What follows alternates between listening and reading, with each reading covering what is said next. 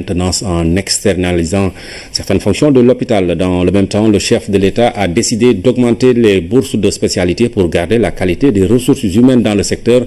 Nous écoutons le chef de l'État. Parlant de ressources humaines, j'ai décidé également il y a 2 semaines que nous devons augmenter les bourses de spécialité parce que nous avons constaté finalement que le Sénégal ne forme que des experts pour d'autres pays. Parce que simplement la bourse était assez faible et j'ai décidé de prendre sur la contribution forfaitaire à la charge de l'entreprise une dotation qui permette, on avait dit, de doubler le niveau de la bourse actuelle pour les spécialités. Donc, je pense qu'elles étaient de 150 000. Donc, on va les porter à 300 000 tout de suite.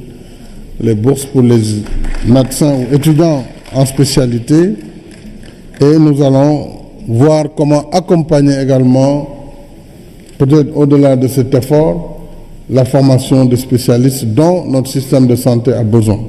Nous avons les personnels qu'il faut, les compétences qu'il faut. Ce qui manque un peu, c'est donc l'environnement de ces hôpitaux et aussi voilà, la nécessité d'accepter d'être commandé. C'est ça la difficulté dans la médecine. Parce que vous êtes des chefs. Parce que le médecin, déjà, il fait bac plus 7, bac plus 8. Alors le professeur, lui, c'est très difficile de lui donner des ordres. Et il faut bien qu'il y ait quelqu'un qui donne les ordres dans l'hôpital. Et ce n'est pas forcément le personnel soignant. Donc cette question, il faut que vous nous aidiez à la régler. Moi, j'ai vu aux États-Unis des hôpitaux où il y a d'éminents professeurs, d'éminents. Mais ils sont dans leur service.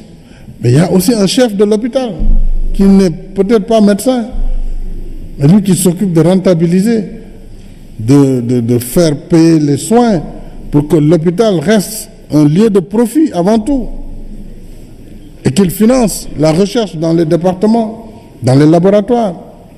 Donc cette articulation aussi, tant qu'on ne la règle pas dans nos hôpitaux, nous aurons des difficultés. Nous aurons des difficultés.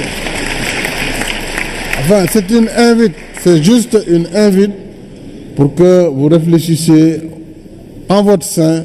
L'État ne va même pas se mêler de ça, mais que vous sachiez qu'il y a des défis pour que notre système de santé soit l'un des meilleurs. Nous avons les meilleures facultés de médecine tropicale, nous avons les meilleurs spécialistes.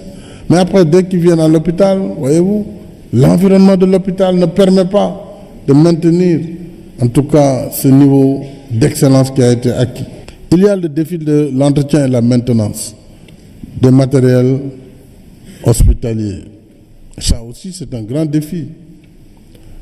Soit vous faites comme dans la plupart des entreprises, vous externalisez en prenant les techniciens eux-mêmes qui sont dans les hôpitaux. On peut les aider, les former en société de gestion, les accompagner aux besoins et les financer.